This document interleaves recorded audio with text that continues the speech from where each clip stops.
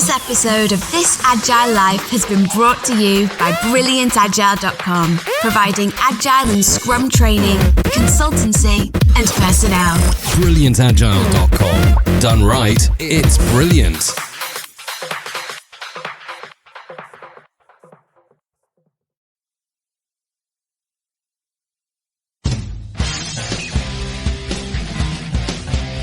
Recorded on Tuesday, March 26, 2013 in St. Louis, Missouri.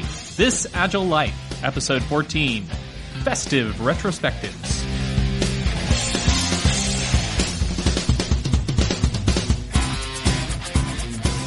Welcome to This Agile Life, a podcast about what it's like to be agile in the real world.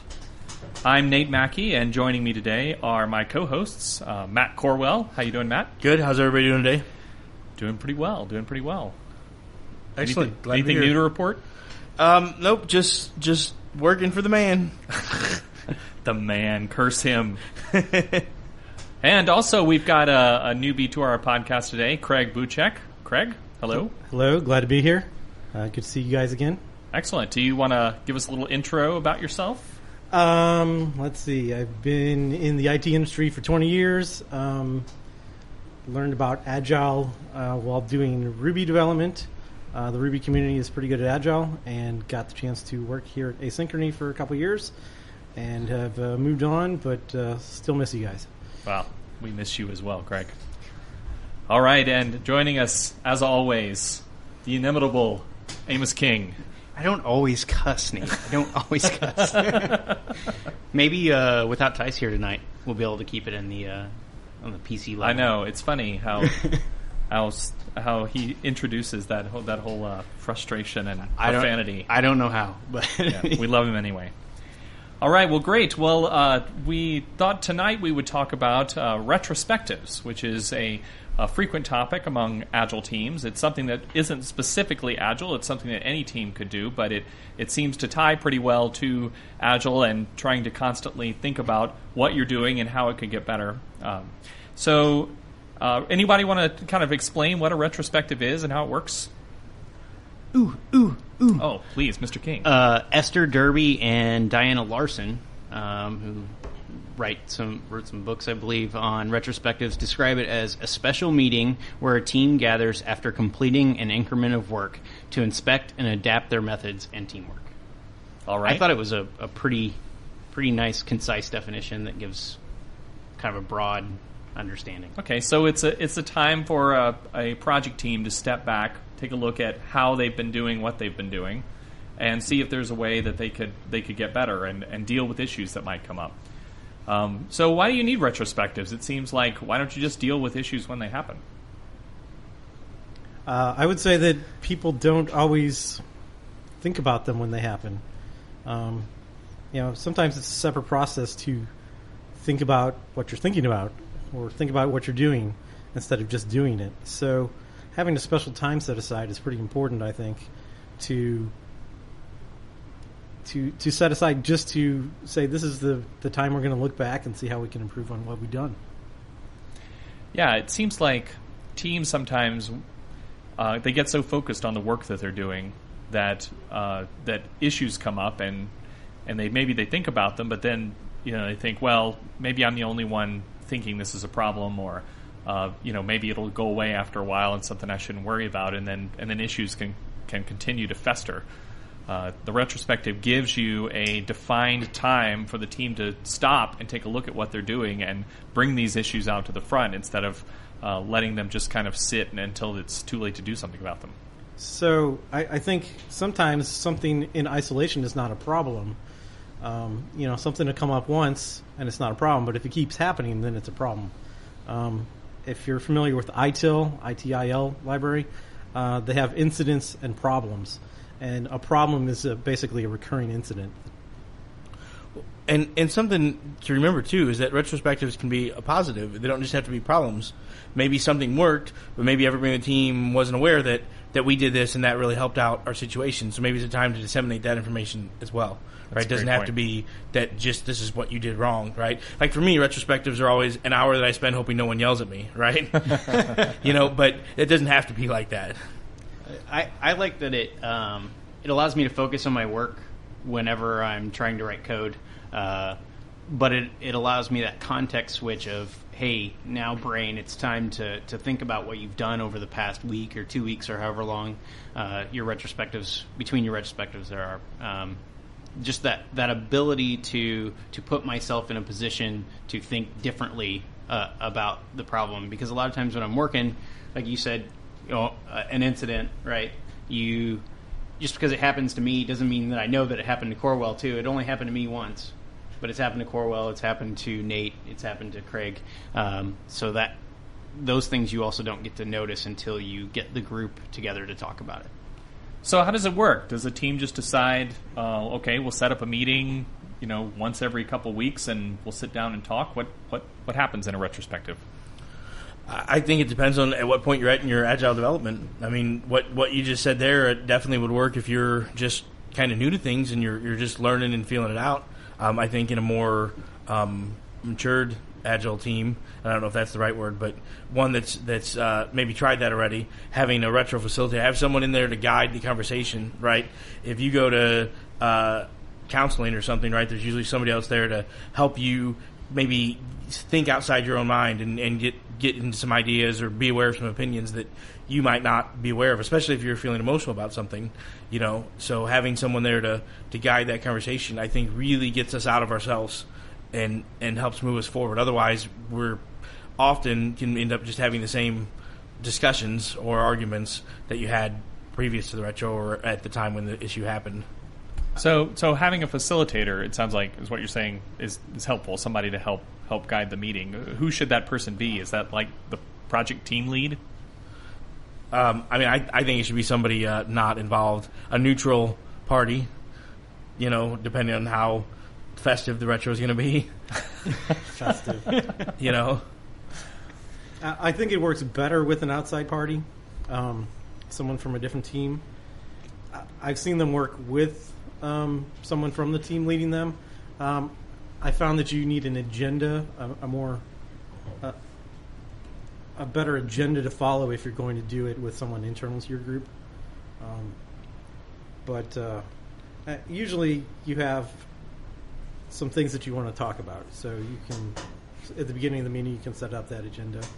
I haven't tried playing the Agile games, the retrospective games with an internal person, but a facilitator usually has some more experience. How can you run retrospective in different ways? There's definitely different ways to run them. And that extra facilitator there also can help pull out some of the things that maybe people don't realize are an issue. Maybe that retrospective facilitator goes around and talks to team members outside of the retrospective, comes in as stand-ups just for an outside point of view once in a while. I don't think it's good for them to be there every day, but if they show up once in a while, then they can get a sense of maybe some problems that the people on the team aren't necessarily seeing. And so that person can help bring those forward and make sure that they aren't a problem with the team. Another thing a facilitator from outside the group can do is someone from inside the group can bring topics to them without having to talk to someone on their team, so they can basically be anonymous to their team to bring up a topic. So when we did our CMMI, I don't know if people listening are familiar with that. It's a model that is supposed to describe the aspects of software development that make a project successful. And then they have an appraisal that can be done to determine how well you're following that model, which is, it's not a process, it's just a set of criteria. One of the ways that when we achieved that appraisal that we were able to achieve it is because of retrospectives, because we were having this time where we were looking back on what had been done. We had a place to address problems, bring them up, deal with them, and determine whether or not we were dealing with them. Without that, it's really hard to demonstrate to any outside party that your team is making any effort to improve. It's a key element of improvement to be able to get together and talk about your process and talk about what the problems are and come up with real solutions. So how do you know, one thing we've run into is you sit down and you have this meeting and you come up with these great solutions for how you could solve your problem. How do you know that those solutions actually happen? How do you? What's the best way to do follow up? Another retro. I think the word he's looking for is metrics. Well, that's one thing. Yes, but and I struggle with metrics a lot of times because things are hard to measure sometimes, especially if they're I don't feel good about this, or that feeling probably has an underlying reason, but you can't measure that feeling. So I've actually come to measuring feelings. Write down a number 1 to 10. How are you feeling about this project right now? So that we can actually, I've called it a project temperature. Right. How are you feeling about this project this week and we can measure that versus previous weeks. So that's a metric for determining whether your solution actually worked or not. I mean, that's what metrics can do, right? Is tell you we came up with a solution and we implemented it. How do we know if it worked or not? We can use metrics to help us determine that. That's really what you're talking about. Right. I'm even wondering, beyond the meeting, how do you know that anything actually changed? How do you make sure that the team follows up on what they said in the meeting they would do? That's a problem I've seen on a lot of teams, is they come up with an idea and then you come back together in the next retrospective meeting and the facilitator says, "Oh, okay, you had this great idea. Did you do it?" Well, no. We didn't actually do anything. Yeah, my current team is actually like that a lot. Yeah, right. So how do you deal with that? Same topics every time. I mean, what good is the retrospective? That's a good spot for the retrospective facilitator showing up at maybe a stand-up once in a while throughout your time period, so that they can reinforce that early on. And another good thing that I've seen is to pick 1 or 2 changes and maybe not big changes, so that you can concentrate. I know that if we've wanted to make 5 or 6 changes out of a retro, we're likely to drop all of them on the floor, right, because there's just too much going on at once. And we've also taken to our most recent facilitator has been assigning a responsible person for who's going to own this change during the week, right? Like some things, changes are team-wide change, but who's going to be the one that reminds everybody that we want to make this change, or who's going to be the one that takes the impetus to be the first one to make it? Someone who's going to help drive that process outside of the retro, and then shaming and harassing those people if they fail to do that. I think we even levied some financial fines, but I don't know if those had any validity or follow through. Feeling that, and like you said, we come back to the retro to another week or 2 weeks later, and it's the same issues. It comes back to somebody, I think, being assigned or taking responsibility to drive that change within the team. Amos and I have been on teams where one of the retro changes that needed to happen was people needed to throw their trash away off the desk, right? And I mean, and that's one that everybody's just kind of either does or doesn't. That's outside of even the metrics, like you were talking about. Was your desk clean, or is your desk still dirty? It's a fairly easy to look at it and call it out. But some of them, you're talking about more of the actual software development process changes.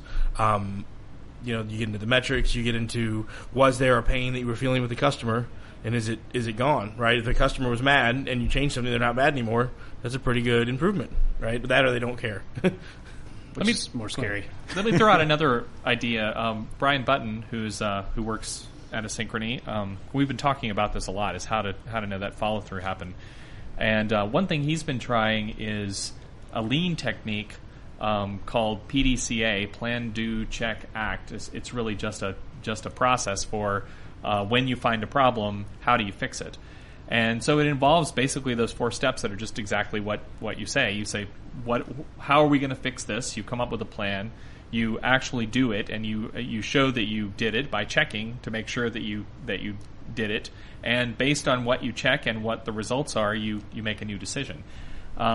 So that technique actually has a form, an A9 sheet, I think is what it's called, that goes along with it, that you can post somewhere that says, here's what status we are in for this particular change, and you can put that up for the team to see. And he thought it would be an interesting experiment, first of all, to integrate that into a team's process and say, every time we make a decision, we're going to do this and post it on the wall for everybody to see. And then maybe even, what if you took those across all the teams and put them all in one place in the company, so you could see the changes that all the teams were making on their projects? What do you guys think about that?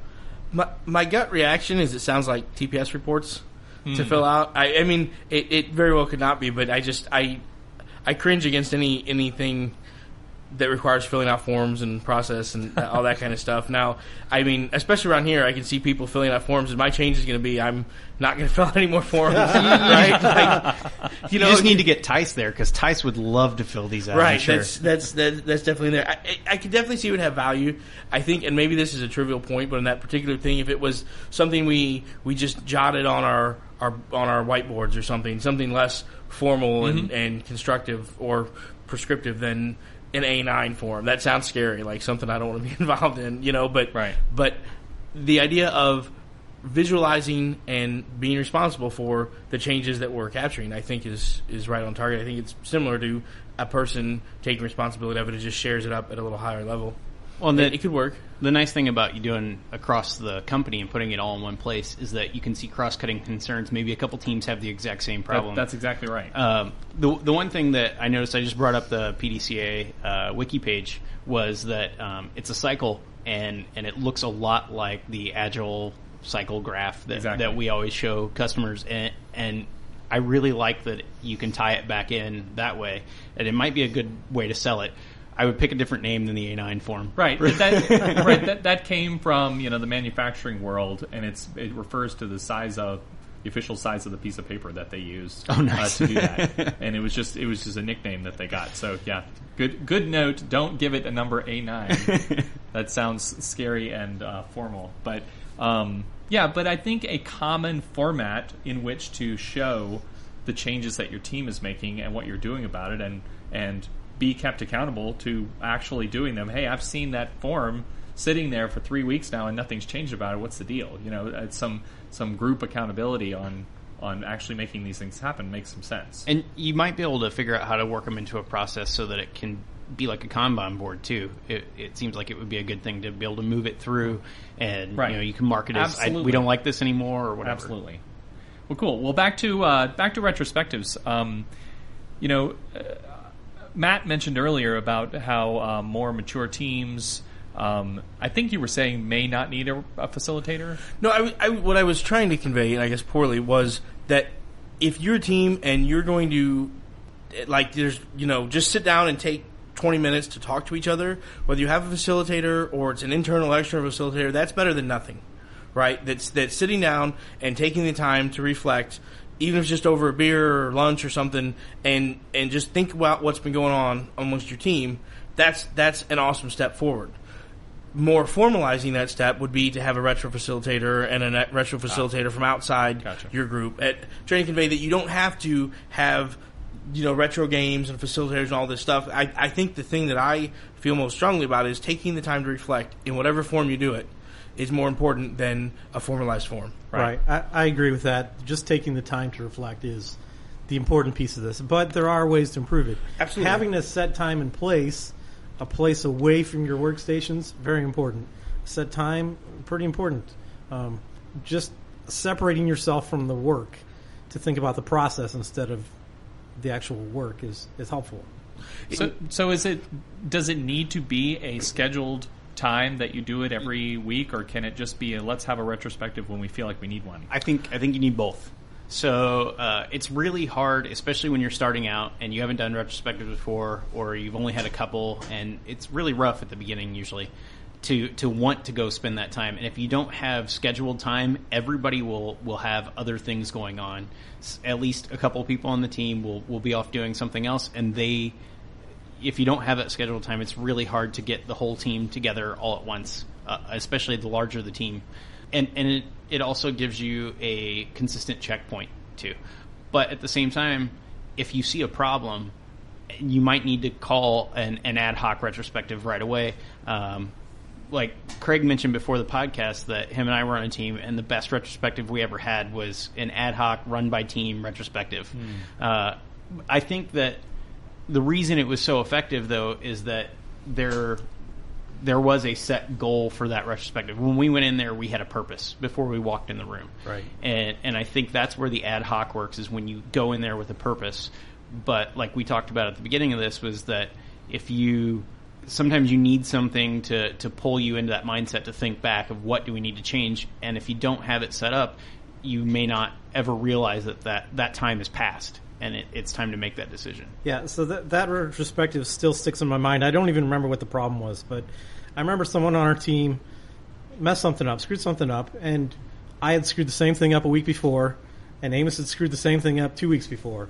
Yep. And we're like, well, why do we keep screwing this up? And so we're like, well, let's go talk about that. And so the person who'd screwed up most recently was defensive at first, and we're like, we're not trying to blame you. We're trying to make our team better, and that's the whole point of retrospectives. It's the whole point of Agile in some ways, to be able to change your team for the better. And we did go into that. The most recent person, by the way, that got defensive, we went into that and we didn't say any names. We said, here are the things that have happened, that we've seen happen. And we purposely were trying to leave names out of it, which I think helped pull him back in. Yeah, he got defensive, and make it a good retrospective. But it wasn't too bad. And us admitting that we had made the same mistakes helped a lot too. And right. Also focusing on improvement and not on blame is very important. I think there's two things you guys have said that before I forget.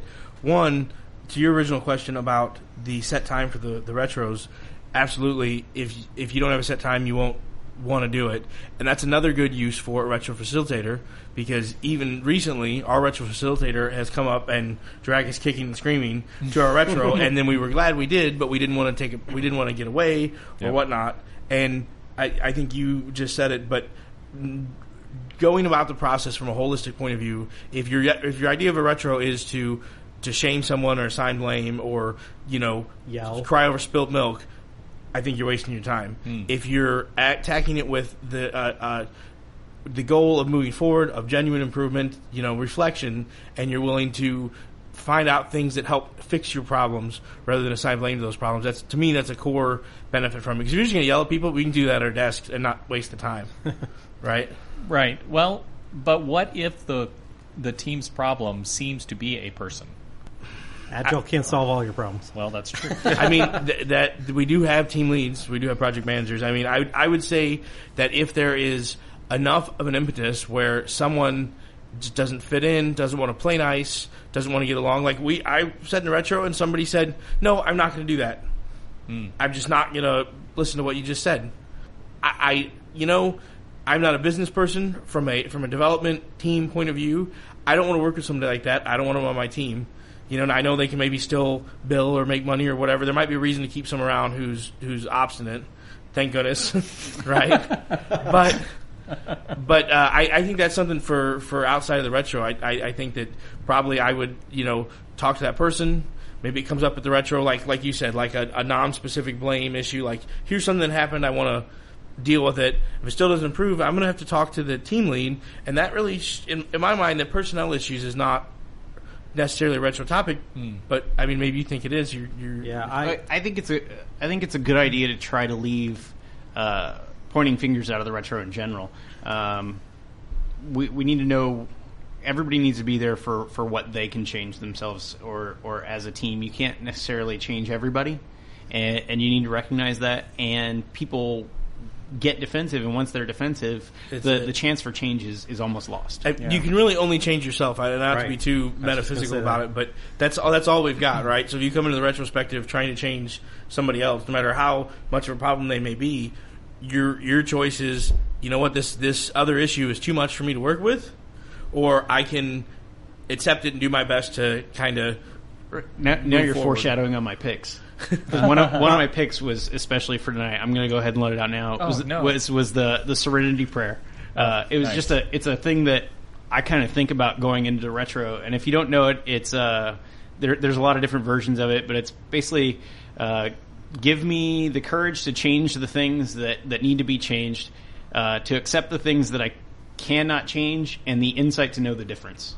And that's a big thing that when I go into retros, I try to keep in mind, because it's really easy to, especially to blame somebody who's not in the room, which is often in a retrospective the customer. Yep. So teams have a tendency to push the customer. Oh, the customer did this, the customer did that. Well, you might not be able to change your customer. So how can we get better in dealing with the customer so that this isn't a problem? Amen to that. Hallelujah. Right? Like that's a conversation I've been on both sides of the blame and of the not. And, maybe they're going to keep doing this, maybe they're going to do that, whether a customer or somebody else on the team.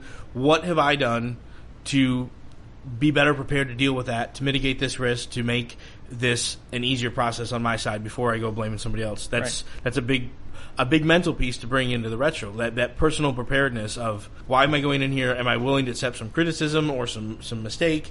Am I willing to grow?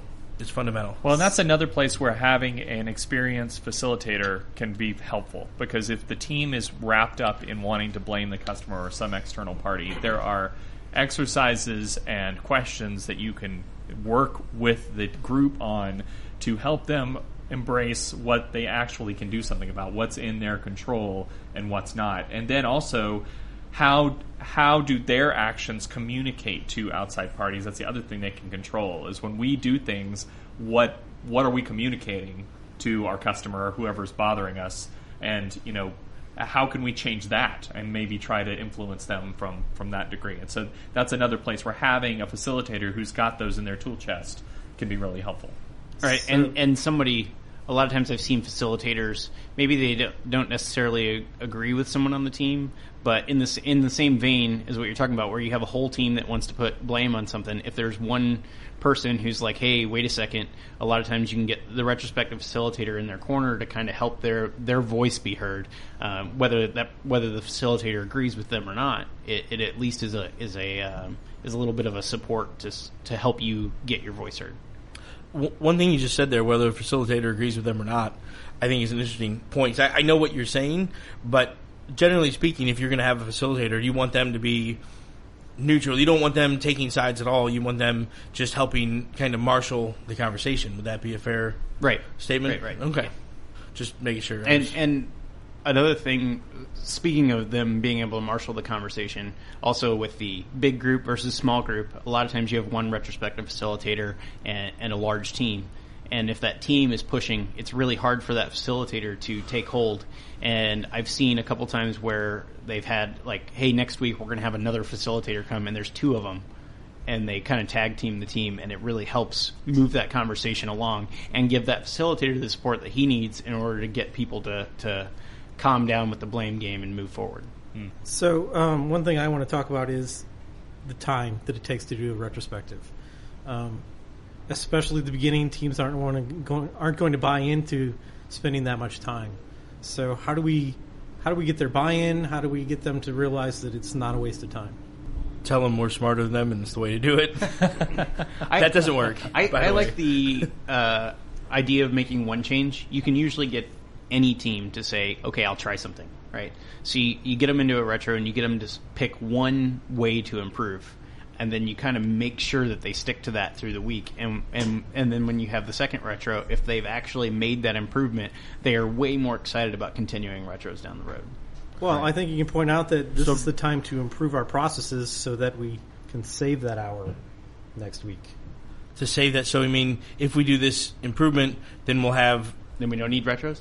No, you're saying that the time we'll have made by this improvement is the time we would have spent in the retro? Well, partially. I mean, the point is to improve your processes so that you're more efficient, right? Well, if you're getting more efficient, then it was worth spending that time to become more efficient at a certain point. So, I mean, if you have them every week and over, the next 6 months you save 2 hours per person per week, then you've definitely had a reason to not. It's not a waste of time at that point. That sounds like gathering metrics, Craig. And I think another point on that, and I don't know that this would be easy to convey to a team why it's a good benefit, but you said that obviously we do want to improve the process, right? But that might not always relate to metrics, right? There might be something more metaphysical about it, right? If you're a team and you're having a retro every 2 weeks, you just get a chance to sit and talk and share your pluses and minuses, that might make your overall I know for me it's made my overall work experience more relaxing because I'm not stressed out about this little thing or that little thing or what happened over here or this thing that bothered me. I can just get it out and it's cathartic, right? I get to move on and let it out. It makes you feel good. It does. You should feel good after a retrospective. Right. It's the meeting that seems that confuses me. It's the meeting that I feel happy about having attended. I think that really comes back to the whole team's point of view, if everybody's head's in the game. Because I've been on several teams in this company and others where the retro, everybody was just kind of like, oh man, we're not going to fall through with anything we do, and we got to sit here for an hour, and this guy and this guy are going to argue, and it's just a mess. And more recently, I've been on teams where we've had real value, and we really have walked away from our retros going, man, I'm glad we spent the time to sit down and talk about that, because now we're all in sync, or we have a game plan, or, gee, I didn't know that was, now I can do this better and not, upset everybody or something, right? Well, So- and at least I've had my voice heard. Right. And whether everybody agrees with me and wants to make a certain change or not, at least I know where I stand on that point, and I've been able to air how I feel about it, where in a lot of organizations, you don't necessarily have that ability to air your grievances in an open forum like that. So to kind of wrap up the stuff that we've been talking about, I think to justify the existence of retrospectives, you need to make sure that you talk about the real problems that are happening, that you follow up on any solutions that you come up with, and that you can somehow establish that those solutions gave you and your team some benefit. If you're doing those things, then I don't think anyone on the team is going to argue that there's value in the retrospectives. If you are just simply getting together and griping about somebody who's not there and then not coming up with any solutions and leaving, I think then people have a valid point to say, hey, this meeting's no good. It's not giving us any value. Yeah, I've been to both kinds of those meetings, and the first one was a lot better than the second. On the And you same leave- teams. Yeah. 2 weeks in a row probably, and you feel a lot better after the first one, and you don't feel any better after the second one.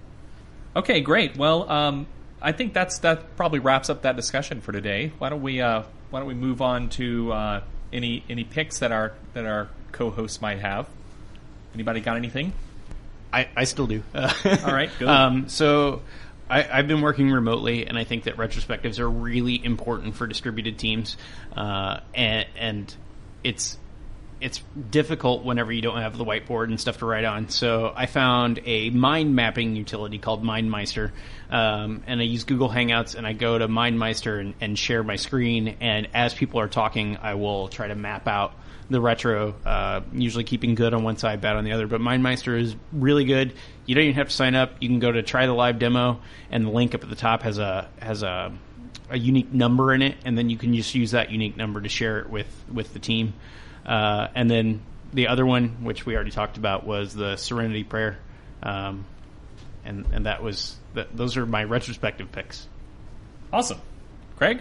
So I have 3 picks today. The first one is Real Software Engineering by Glenn Vanderberg.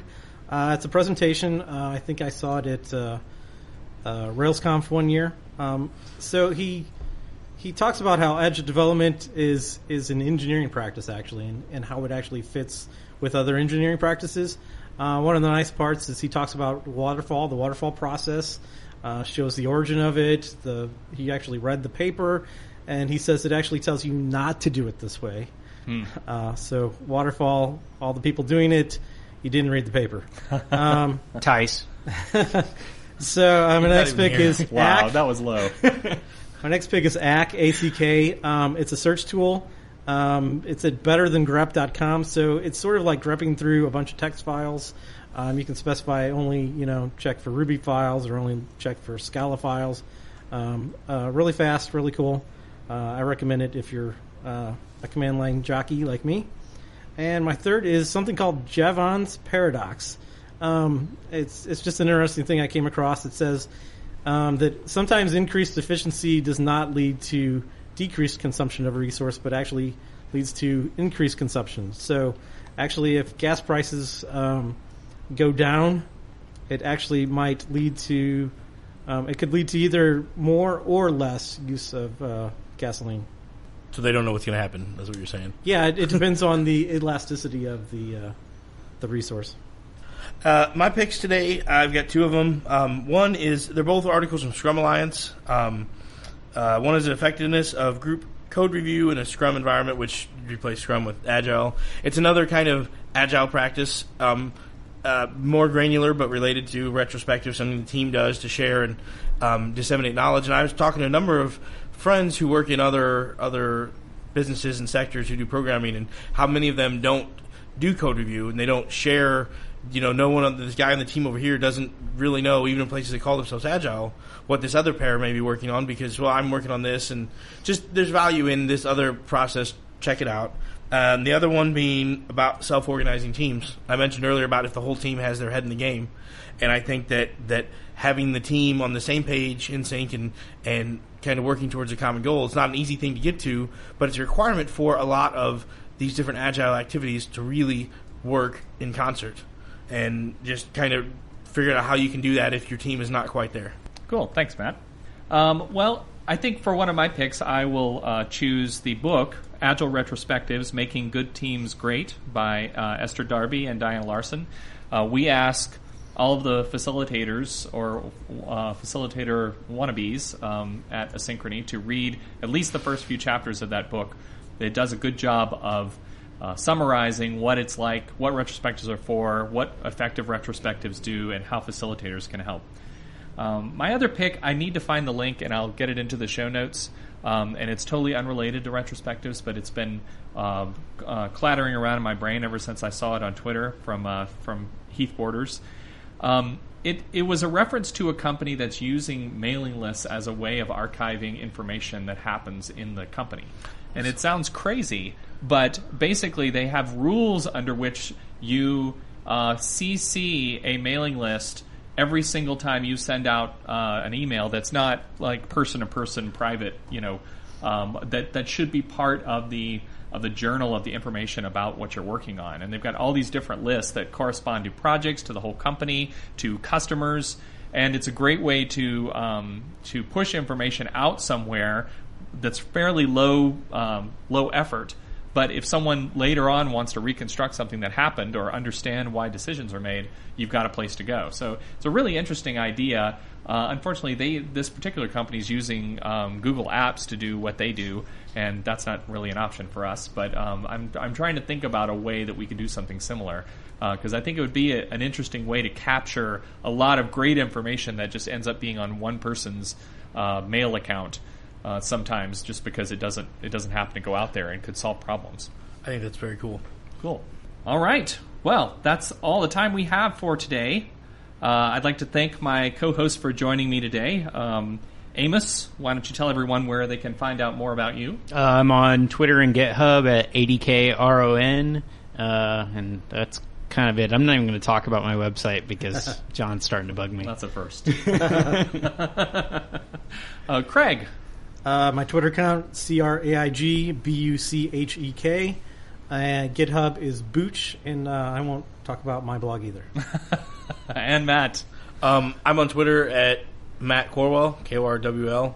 I have a GitHub, but it's rather unimpressive, and I don't remember the username, so I won't say it. All right. Well, I'm Nate Mackey. I have a Twitter account, NateMckie, and I work at, and everyone in the room either worked at one time or currently works at Asynchrony, ASYNCHRONY, so feel free to look us up, a custom software development company in St. Louis. Thanks for listening. Be sure to check out our website at thisagilelife.com to find the show notes for this podcast, and keep living this agile life.